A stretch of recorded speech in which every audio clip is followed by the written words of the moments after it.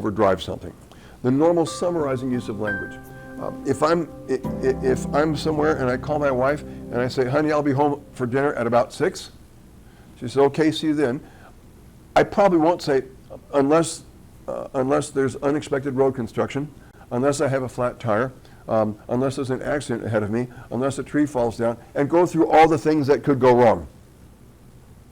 That's kind of understood based on your knowledge of each other and your general knowledge of the world. Scripture sometimes makes summarizing statements. It uses language in a normal way. It says things, and it doesn't pause to give every possible qualification or exception. It says the heart of the matter and what's generally true. So part of how we build doctrine, and careful doctrine, is we bring a lot of Scripture together. And we allow Scripture to refine the Scriptures put together, then to refine our understanding of these things. So recognize the normal summarizing use of language. So here's a couple examples. 1 Corinthians 13:7. Love bears all things. This is an older translation, and it's very close to the Greek wording. Love bears all things, believes all things, hopes all things, endures all things.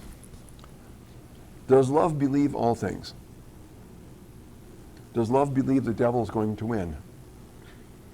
Does love believe, well, you should hurt somebody before they hurt you and get it over with? Does love, no. That's obvious. And you're right. Those sort of things are obvious.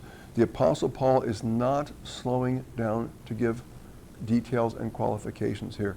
He is pounding, he is hammering home at the core, at the essence of the idea. This is what love is like. Some modern translations have reworded this just a bit, and it'll read something to the effect of love puts up with all manner of things. It believes the best, it hopes the best, and it's very patient and enduring. So here's a case where Paul's words, just at their flat surface value, cannot be fully accurate to everything. You cannot extrapolate them to the end. But you get his point. So Scripture sometimes uses summarizing language. It uses language in a brief way. And from our larger knowledge of the Scripture and our knowledge of life and how we normally communicate, your common sense will serve you well as you read these things. But just be aware of it. Something that's a little different but similar is the difference between the way Jesus often teaches and the way the Apostle Paul will teach. Jesus tended to put things in black and white.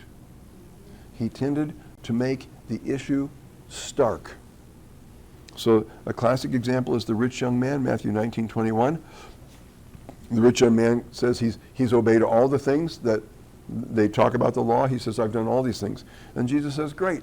He said, now, if you want to be perfect, go, sell what you possess, give it to the poor, and you'll have treasure in heaven, and then come follow me. And you recall that it said that the young man walked away heavy-hearted because he was very wealthy. Now the Apostle Paul, in 1 Timothy 16, speaking directly to the rich, says this, command those who are rich in this present world, and he does not say, to sell all, give to the poor, and then come, become a missionary. He says, not to be arrogant. And by the way, when you're financially successful, it's very easy for that to creep in. It's very easy for that to creep in. Not to be arrogant, nor to put their hope in wealth, which is so